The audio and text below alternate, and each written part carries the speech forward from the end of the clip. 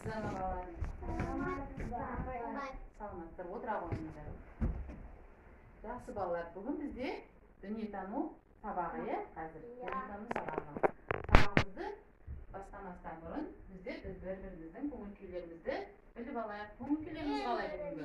Жақсы, тамаша. Сіздерге бүгінгі сабақтарыңызға сәттілік тілеймін. Зейіндерің ашылсын. Сабақты жақсылап оқып, жақсы баға алуларыңызға тілектеспін. Ал енді сіздер бір-біріңізге бүгінгі күндеріңізге сәттілік тілеймін. Сен бірінші жарайды айта ғой.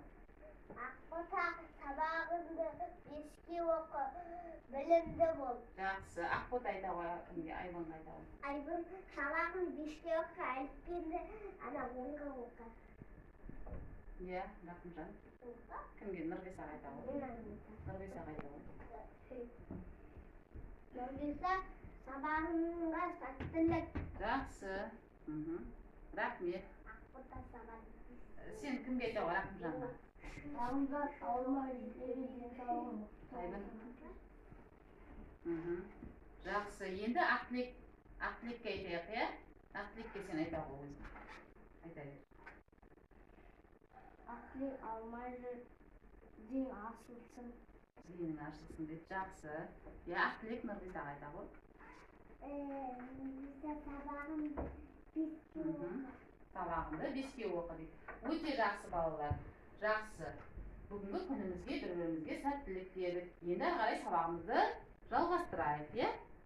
Біздің бүгінгі өтетін тақырыбымыз сақтар деген кімдер? Сақтар деген кімдер? Қараңыздар, барлығымыз тақтаға қарайық. Сақтар деген кімдер екен? Бүгін біз сабақта сонымен танысатын боламыз. Барлығымыз тақтаға қарап, жақсылап тыңдаймыз. Сақтар деген кімдер? Балалар, біз бүгін тағы да өткенге саяхат жасаймыз.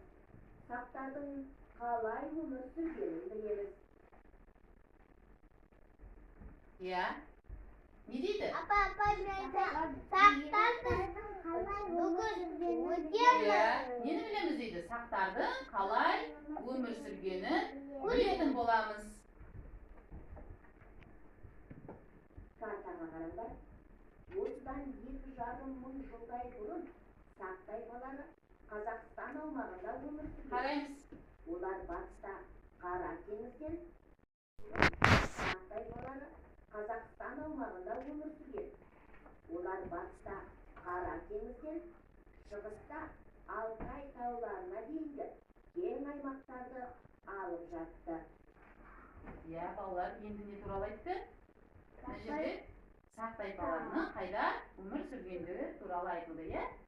Қайда осыдан 2000 жылдай бұрын дейді, Қара теңіз бен Алтай тауының аймағында өмір сүрді дейді. Өмір сүрді дейді. Енді қарайсыз. Суретке қарап, сақтардың қандай іспен айналысқанын айтыңдаршы. Апа, мен. Иә. Суретке қарап. Олар деген, кетіп барады. Қандай шаруашылықпен айналысқан? Түйе, жылқы, арба. Олар сонда қандай шаруашылық қылады? Мал Мал шаруашылығы, иә? Ақмарал не дейді екен? Енді Ақмаралдың жауабын тыңдайық. Сақтар мал өсірді деп ойлаймын. Иә. Сонымен не істеген дейді? Сақтар мал өсірген екен. Мал өсірді дейді. Жақсы, ары қарай. Иә, солай. Сақтар көшпелі мал шаруашылығымен айналысқан. Олар малды жайылымнан жайлауға айдап отырған. Иә. Балалар мен әйелдер арбамен жүрді. Ал ер адамдар ат немесе түйеге мінді. Иә. Бұл жерде не түсіндік? Сендер суреттен малдың қандай түрлері барын анықтай аласыңдар ма? Иә. Иә. Қандай түрлері бар екен? Ат, Сосын түйе, сиыр. Иә. Енді қараңыздар. Не істеп барады бұлар? Көшіп барады. Көшіп барады, иә? Жайылымдарын ауыстыру үшін олар көшеді екен. Ол кезде қандай көліктерді пайдаланған? иә атқа мінген дейді, сосын түйеге мінген дейді, балалары қайда мінген дейді, арбаға мінген дейді. Олар осы малды көлік ретінде де пайдаланған. Тексер. Көшпелі сақтар негізінен қой, жылқы және екі өркешті түйе өсірді. Сиырды отырықшы сақтар ғана өсірген. Иә. Сонымен көшпелі сақтар қандай жануарларды өсірген? Иә. Түйе олар үй жануарлары, иә. Бұлар үй жануарлары. Қой, жылқы, түйе. Апай, айтса бола ма? Тұрады кішкене. Үй жануарлары адамдарға қандай пайда әкелді? Иә, үй жануарлар. Қандай пайда әкеледі? Сүт береді. Қымыз, дұрыс-ақ, шұбат, тағы одан басқа. Киім. Дұрыс-ақ, киімі қалай алады бұдан? Қойдың дұрыс-ақ жүнінен алады екенбіз, терісінен тігеді екенбіз, иә? Осы малдың, қойдың, түйенің жүнін, терілерін адамдар киім дайындап пайдаланған киімге. Мал шаруашылығы адамдарды Сүт, маймен ет, май. Көшпелі халық малдың жүні мен терісінен жылы киімдер тігетін. Және Сонымен қатар олар тұрғын үйдің заттарын да жүнінен жасаған. киіз, кілем жасаған, киіз бастырған. Киім. Оның да пайдасы бар екен, өздеріне пайдалы нәрселер жасаған. Киімді неден дайындаған дейді? Жүнінен, терісінен киім тігеді екен, терісінен аяқ киім тігеді екен, жүндерінен, үстеріне тоқылатын киімдер тігеді. Ал тағам ретінде олардың несін? Сүтін, етін және майын тағам ретінде пайдаланатын болған. Майды сүттен жасайды. Хайуандардың кейбіреуі отырықшы өмір сүріп, егіншілікпен айналысқан. Олар қара бидай, тары өсірді.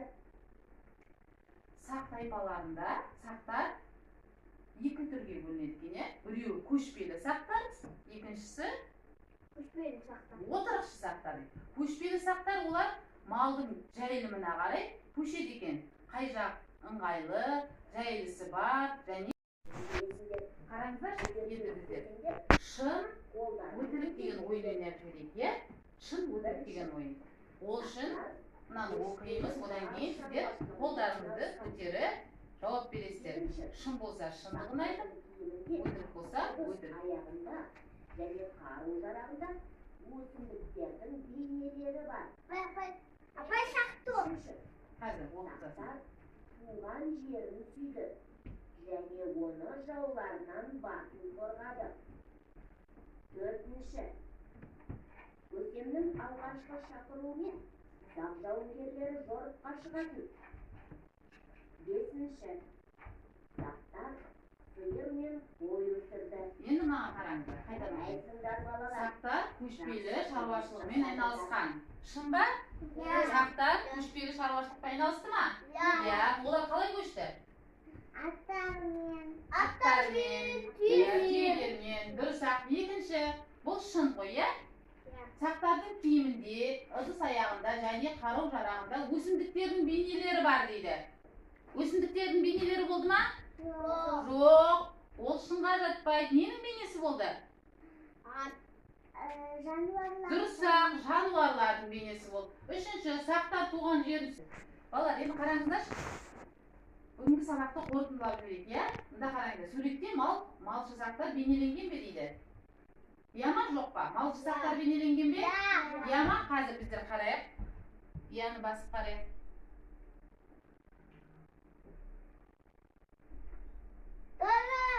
Дұрыс па екен? Жарайсың, дұрыс дейді. Әрі қарай. Енді не дейтінді? Сөздер мен сақтардың шаруашылығы сәйкестендіреді. Мына сөздерді сақтардың шаруашылығына сәйкестендіреміз.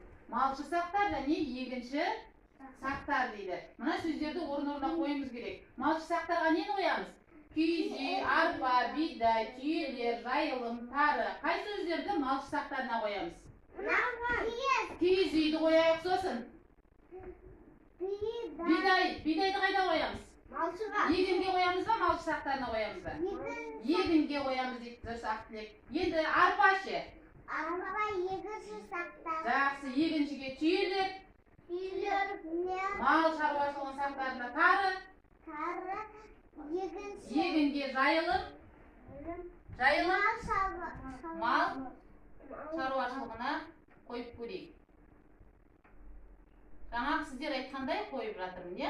Енді сосын қазір біздер тексереміз. Тарыны егінге қойып. Қарайық. Дұрыс па екен? Дұрыс таптық, жарайсыздар. Балалар, енді сонымен бүгінгі сабақта біздер нелермен таныстық? Немен таныстық? Сақтарды. Иә? Сақтар деген кімдер екенін білдік, иә? Олардың немен айналысатынын білдік. Немен айналысады екен? Сонымен. Мал шаруашылығы. Мал шаруашылығымен және егін шаруашылығымен айналысады екен. Жақсы балалар. Түсіндік қой сабақты? Жақсы түсіндік пе? Жақсы, жарайсыздар. Енді балалар, бүгінгі сабақ сіздерге ұнады ма? Ұнады. Олай болса, қазір мен сіздерге сабаққа өте жақсы қатысып отқан оқушыларды біз көрсетейік. Ақтілек өте жақсы қатысты, жарайсың. Тағы Нұрғиса жақсы сабаққа қатысып, сұрақтарға жауап беріп отырды, иә? Айбын және Нұрғиса, Ақбота. Қазір Ақботаға береміз.